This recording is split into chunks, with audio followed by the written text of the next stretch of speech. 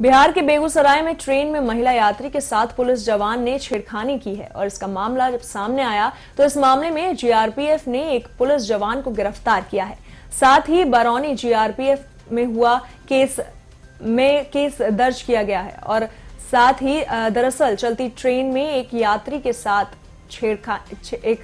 साथ पुलिस के एक जवान ने छेड़खानी की थी और उसके बाद जीआरपी में हड़कंप मच गया। और जानकारी के अनुसार पीड़िता सीमांचल एक्सप्रेस ट्रेन से पूर्णिया से दिल्ली के लिए अपने परिवार के साथ सफर कर रही थी।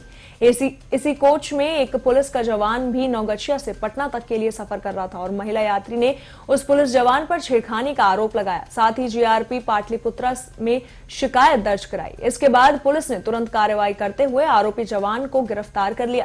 महिला के द्वारा किए गए इस आवेदन में कहा गया है कि ट्रेन जब बरौनी से खुली उसी दौरान आरोपी ने उसके साथ छेड़खानी की घटना को अंजाम दिया।